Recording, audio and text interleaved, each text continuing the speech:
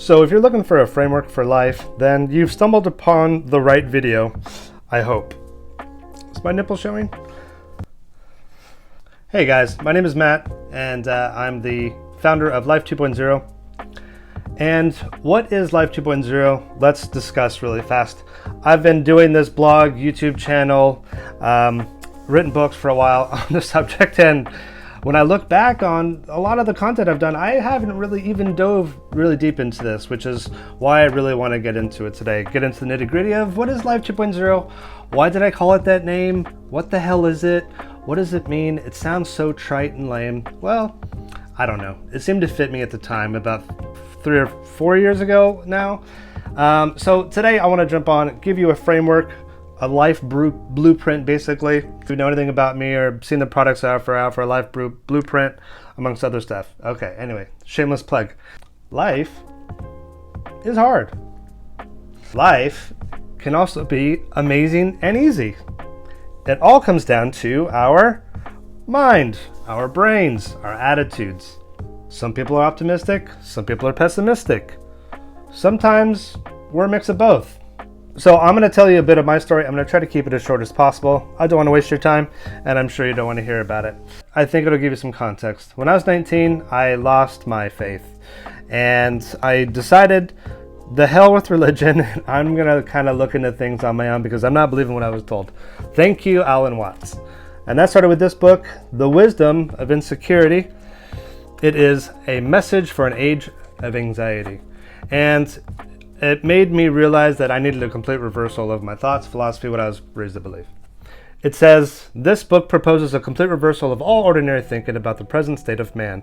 The critical condition of the world compels us to face this problem. How is man to live in a world in which he can never be secure, deprived, as many are, of the consolations of religious belief?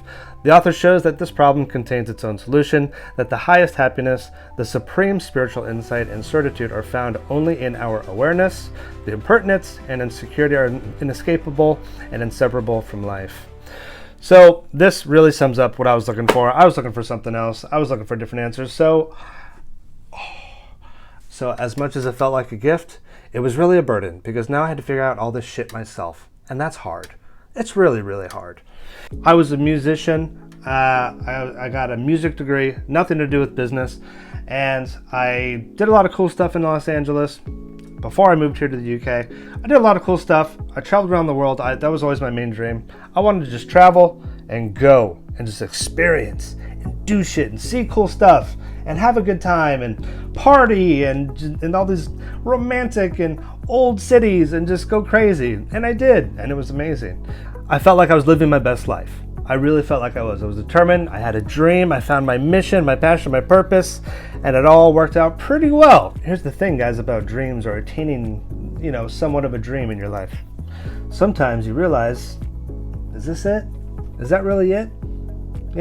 You get to like one little peak in life and you go, oh, I finally made it. I must be completely happy. Ultimate happiness. Human brain doesn't really function that way. We always want to try to find the next peak and the next peak and the next peak. Fast forward. Cut this shit short. I'm very sorry for this. I wanted to become a dad. I wanted to fall in love. I wanted to experience other parts of life. So professionally, I felt like I accomplished my dreams. Romantically, not so well. Fell in love here, broke up with her. Fell in love again, got cheated on. And I've had some rough patches. Some very rough patches. So I had to find new goals. And I've always been interested in entrepreneurship. And I wanted to start a business, and then I did. And then I decided I wanted to write books. While I was traveling, sorry, tangent here again. While I was traveling, I wrote this book, How to Be a Professional Drummer.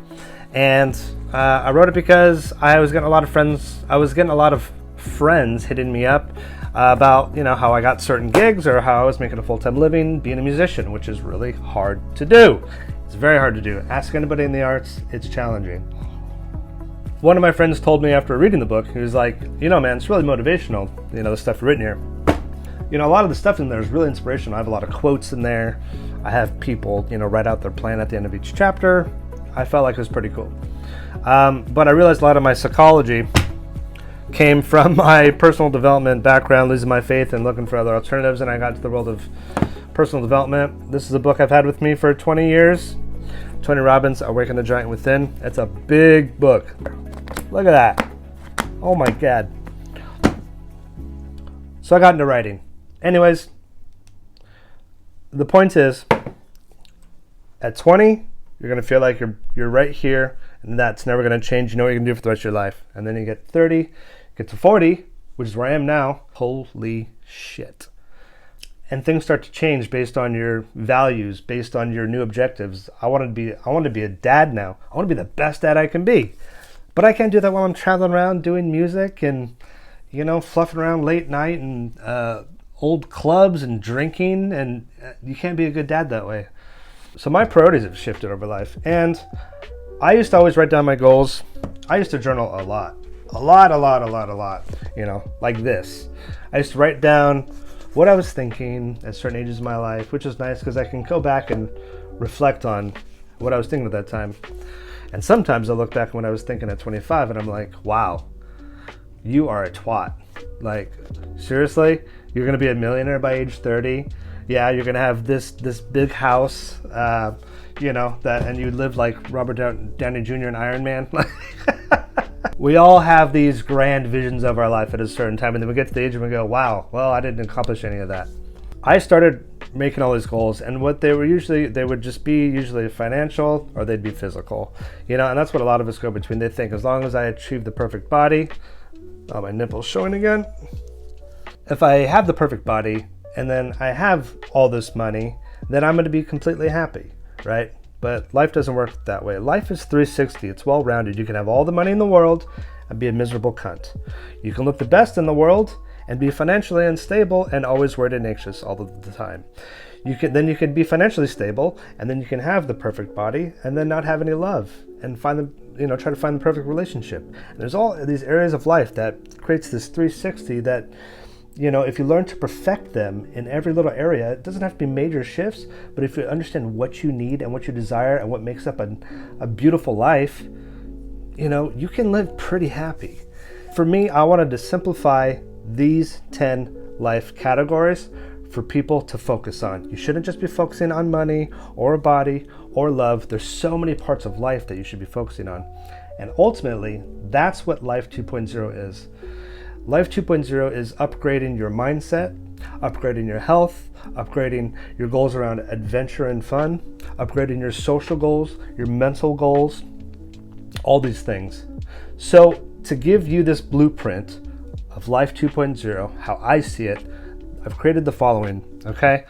Stick with me. I'm going to try to keep this video as short as possible. I'm really trying, guys. These are 10 life goals that you should have for happier living daily. If you feel like you're completely in a rut, you don't know where to start, your career, love, all these things, I feel like this will help you. So, obviously, number 1, money and career goals. So, if you truly want to live better in life, financial stability gives you that freedom to focus on what, matters most. For me, I want to be completely financially independent. I want the freedom. I want that fuck you money, man. Fuck you. I don't want to work a job for people who don't appreciate me and are working on their dreams. As the saying goes, if you don't build your own dream, someone else will hire you to build theirs. And that sucks. I don't like it. So I want to make my own money and do well at it. I don't need to be a millionaire. Do I want to be? Hell yeah. But you don't need to be a billionaire to be financially free. Okay? Number 2, mission and purpose. So this is about defining your why. Why do you get up in the morning? Why do you do anything, really? What's the point of all this? And I like to simplify this as I prefer having a mission in life. I don't believe we have some grand purpose, some grand meaning in the universe. Everything does not happen for a reason. It's so stupid. Please don't ever say that. I believe the meaning of life is simply living a life of meaning. And how that happens is up to each and every one of us, what that means. But we find that ourselves. It's not something that's given to us or told to us. Simple. Number 3, physical health goals. So you don't need to run marathons or survive on kale to be healthy, thankfully. Finding activities you love, whether it's skateboarding, which I still do at 40 years old, going on long walks. These simple things, if you can put them in your life, you can burn fat really quickly, you can feel better mentally, all these things, if you just simplify with a simple nutrition plan. I personally do fasting and ketogenic diet. I've done that for years. One time when I was really overweight, I wanted to lose 40 pounds, and I did it in 2.5 months. And it was so easy, I couldn't believe it. Yes, I did survive mostly on eggs, as I remember. I didn't have a strong nutrition plan, but it was around proteins, and good fats and stuff like that. And then I got a lot of sleep. And I lost a lot of weight. So if you feel better, you're gonna look better and you're gonna have more confidence, and that's huge. Number 4, social goals. And this is something people don't really talk about a lot, but we all need connection, and quality beats quantity every time. So I would say really prioritizing genuine friendships. In my life at the moment, I think I have 3 real friends I actually still talk to on the phone. If something good happens in my life, if something bad happens in my life, I've had dozens and dozens of friends. Acquaintances, really. I've had some people who are just cunts, and I had to get rid of them. I've had some horrible people. But it comes down to quality and that connection. And if you look at some of the cultures, even in the poorest nations, based on studies, they're actually a lot happier than in some of the more advanced nations, basically, metropolitan living. A lot of people are unhappier because they're just so attached to technology today and scrolling, and there's actually no real connection. Whereas you see these communities, these smaller communities in somewhat poorer countries, they're a lot happier because a lot of our happiness is derived from the community that we have around us. Technology has helped to connect us even better, but we're even more disconnected now today. It's crazy because we're just on our phones. We're all in love with our devices and scrolling. I know what it's like. I get it. It's just so easy to ignore people today and just be passive. But you don't create connection that way. I am an introvert. I get time by being on my own. I love it. But when I do go out and I do hang out with my friends, man, I have the greatest days, and I keep reminding myself at the end of it, like, Matt, you need social connection. You need social connection. It matters. Number 5, mental health goals. So, therapy, journaling, mindfulness, meditation. These things are all about self-care. Mental health isn't just about fixing what's broken, but it's really about growing into the best version yourself. The Life 2.0 version. You get it? Okay, I'm sorry, but you need to fix your inner world. What happens between here is the most important tool you'll have in your life, right here. So I would say, ask yourself, what thoughts are holding me back? What is holding me back? Am I too much of a pessimist and a dick? Like, how can I improve this? I don't want to be this way anymore. Write it down and get going.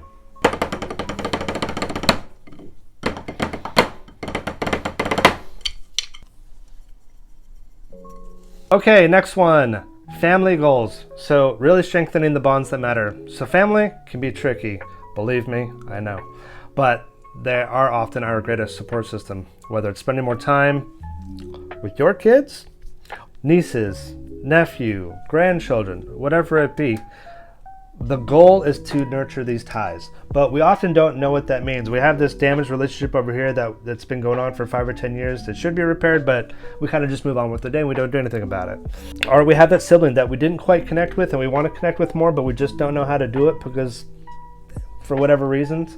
How do I do that? When you finally make those connections, those bonds stronger, and you simply say the 3 words, I love you, to someone else, it can really change your mindset, change your life. Many times in my life where I've really struggled and I haven't really had a support system around me and I've relied on family to do that, it always comes back to me and reminds me that there is really nothing more important than family. Those ties, those bonds matter. So do everything you can to nurture them. Call your parents. Don't be a bad son. So, family goals is all about nurturing these ties as much as possible. Next one, relationship goals. So, going beyond swipe culture. Weep. Love me. Will you fuck me? Sorry. I would say start deleting your apps today. If you want to get connection with somebody, let's try to do it in person. Our culture is too derived on the phone nowadays. And if not the 5 to 10% of men like me, us guys don't have a chance today. I would say try to meet women where you want to meet them. If you want someone who's athletic, go to your gym and meet a woman. If you want someone who has their own business, go to networking business events and meet a woman there. You know what I mean? Try to align with people who are similar to your values. That's what I would say. But I digress. I'm so sorry. So, building meaningful relationships, romantic or otherwise, it takes effort. So focus on being vulnerable. Don't try to live towards these old school man rules about not calling a girl for 3 days, being standoffish. One of the sexiest things you can do for women is to be vulnerable and honest and open up. People today are so disconnected, they try to keep themselves in a box and not give away too much because they feel like people will see them. But the more you can open up to people, the more they're going to be receptive to open up to you. So what is that relationship goal for you? What does that look like? Who does that person look like? What are their values? What type of family do they come from? Etc. These are goals that need to happen. You need to carve out that perfect person, what they're like. I've been a people pleaser most of my life, so whenever I got love from someone, I just attached and I would just do everything I could to hold on to it. Even if it was a toxic relationship, I would just hunker down and be loyal, because that's the type of man that I am. I hunker down and I work through any type of bullshit, even if it's real bullshit that I don't know how to face or stand up to. Have some values, know what it is. There are lots of fish in the sea, billions of them in fact. So the point is, what is your relationship goal? What is it? Do you want to have kids? Do you want to get married? What does that look like? Do you even need to get married? You should start thinking about it now, because who you spend your life with is going to have the biggest impact on your life, who you have kids with especially. Number 8, fun and adventure goals. Fun! Hey, what's that? It's that thing that we used to do when we were kids, right? We used to wake up every day and just figure out, where do I have fun today? What am I going to do? Am I going to climb this tree? Am I going to throw this rock at this bird? Kids don't throw rocks at birds. But what I'm saying is, life isn't just about responsibilities, and we forget this going from adolescence into adulthood. You gotta make time for fun. Whether it's traveling, learning a new skill, or simply trying something new. I have a really good friend who encouraged me to take up skateboarding again at age 40. I haven't skated in 20 years. And I told him there's no way I'm not gonna do it. I kept on when I was younger, I kept on hurting myself, and I wasn't getting any better. Forget it. So he bought me a skateboard for Christmas. Shout out Soren, love you buddy. He bought me a skateboard for Christmas. He said, get your ass out of here, get out of the place, get out of your house, we're going skating. And we've done it ever since. And it's like rejuvenated me. Like, oh my God, I forgot what this is like, getting on, going down a ramp again and going fast and, flying all over the place. I did fracture a rib recently, which I was not happy about. So that didn't help, but I had a good time. And then I also got into biking. I've gotten into swimming, something I've done. I'm from California. I love swimming. I live in the UK now, which I can't really do as much of because the beaches aren't nice and yada, yada, yada, yada. But the point is, it's just like, it's lighted me up again. It really has lighted me up again. And I absolutely love it. And I also started teaching music lessons again. I was a professional drummer for many years. And I started doing that again, and it's really just for the fun of it. You make an income from it, but it's nothing to really live off of. But I started doing it again, and I absolutely love it. And I teach people who are retired, and seeing them be so joyous in this new habit, even though I have zero experience, is one of the most fulfilling things I can do. And I love it. In my own little way, in my own little world, it's that sense of community and pride in helping someone else accomplish something that they haven't done before. Absolutely love it. And again, that's why I kind of started this channel, Life 2.0. Right? Like, what are these little things we can do every day that just ignite that spark and make us live a little bit better, a little bit happier, a little bit better, like a little bit more joyous. I wanted to inject some sunlight into this community of people who are feeling the same way I am about what are these little changes we can make every day just to be more efficient in our thinking, in our habits, and upgrade into a more joyous life. How do we do that? Because we can't live happy all the time. That's ridiculous. We can't be happy all the time. But there's a lot we can do, we can still control to make sure we have a framework in place so we know that we can live pretty damn good. If I can be 80% happy all the time, I'm pretty good with that. The other 20%, life's gonna hit at you, things happen, you can't always control it. It is what it is. But there's things we can do to make sure that we're having a good time while we're making money and building a life for ourselves and our family. So, fun and adventure goals. So, make time for it. Schedule one fun activity this week.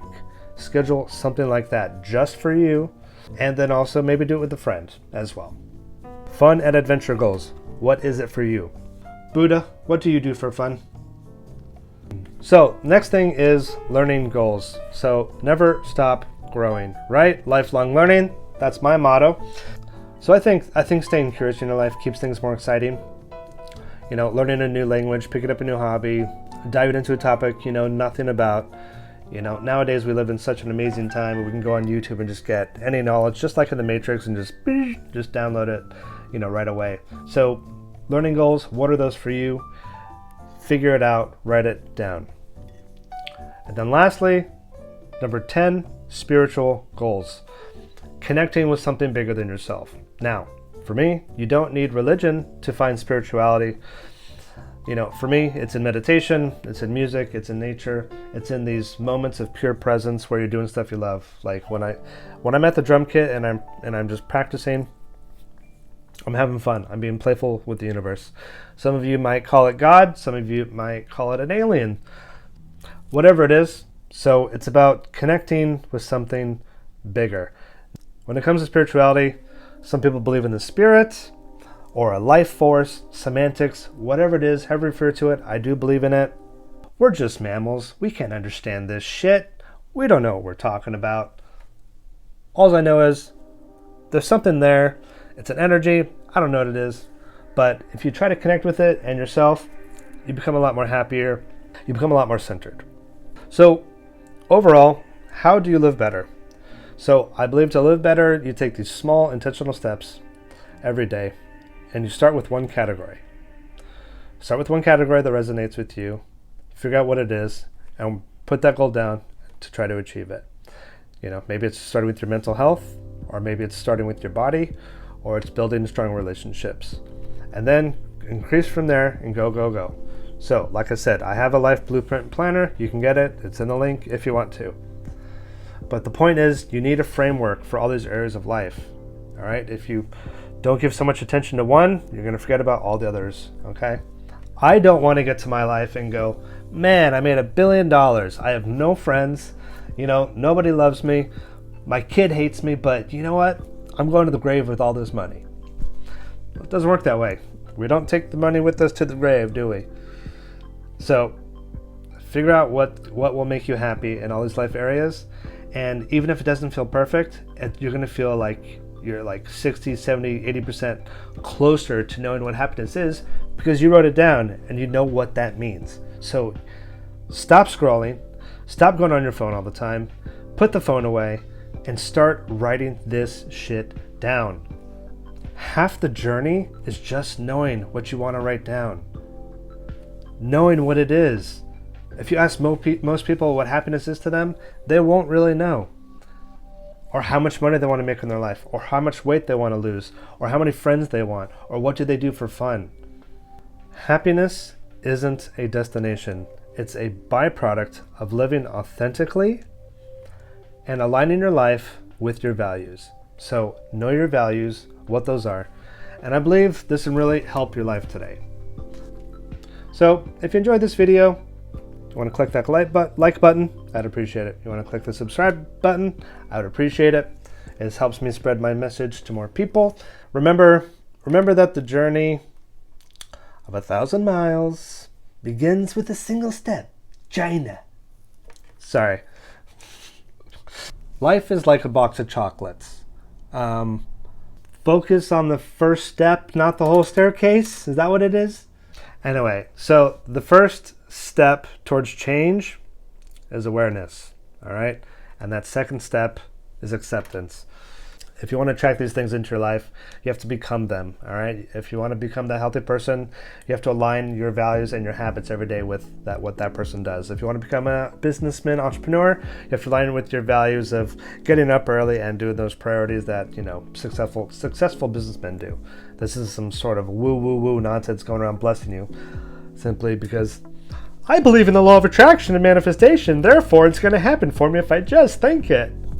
If I just think about money, I'll just get money. Shut up. It doesn't work that way. That is stupid, okay? You have to come up with a plan and action, all right? Goal setting still matters, all right? Set goals. How much money do I want to make? In what time? How much how much weight do I want to lose, and what little time, what type of a person do I want to attract, what are their habits, values, yada, yada, yada. You have to figure these things out for yourself, but nobody does it anymore. We're so busy on our phones scrolling, and no, we have no idea what we want to do.